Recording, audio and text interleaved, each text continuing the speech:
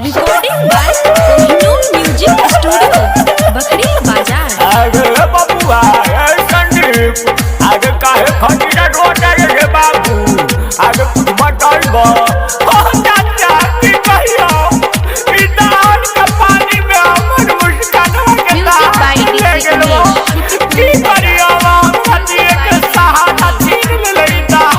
अरे नेपाल से आइल पानी रे भइल तबाह जिंदगानी रे। अरे दूर पूर्वा काठी पर जान हुआ है रे अरे गया तो गया फिर मिलेगा रे सबर करो ना।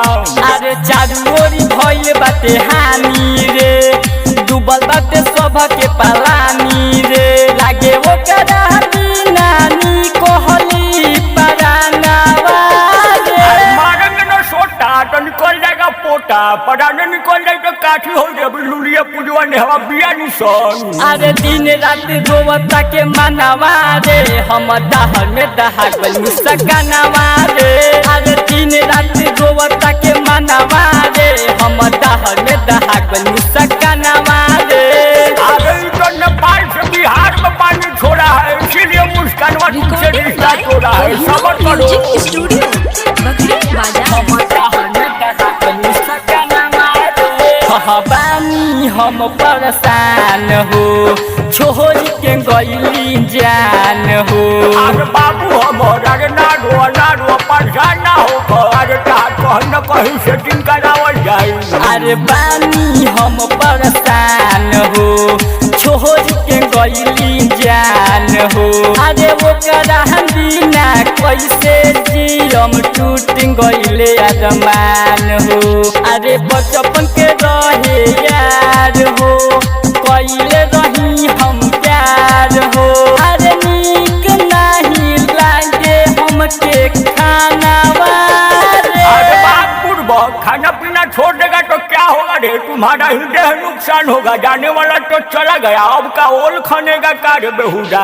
अरे दिन रात रोवता के मनावा रे हम दहर में दहा गल मुस्कानावा रे। अरे दिन रात रोवता के मनावा रे हम दहर में दहा गल मुस्कानावा रे। अरे पुरुषोत्तम जो मारी अरे तनी हेले सुनबू हो हेले सुनबू हर जगह संदीप पवा के अरे काहे कोटी पगलाइन बात को सत्यम्मा के संगत में रहता।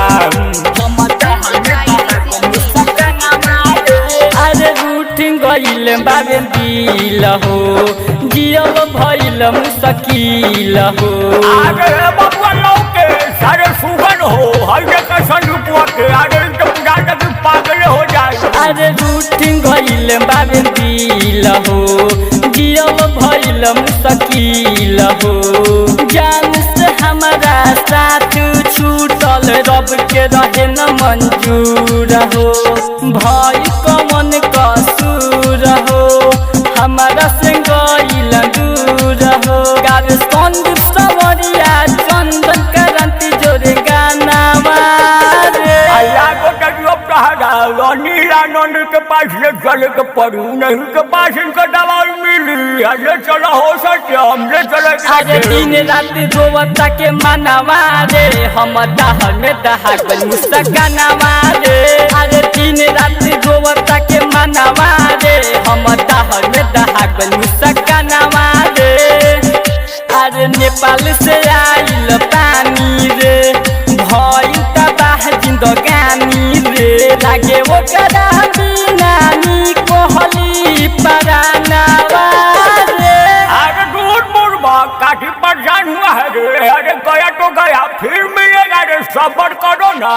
अरे दिन रात रोवता के मनावा रे हम दहर में दहा गल मुस्कानावा रे। अरे दिन रात रोवता के मनावा रे हम दहर में दहा गल मुस्कानावा रे। Recording by Kohinoor music studio Bakhri बाजार।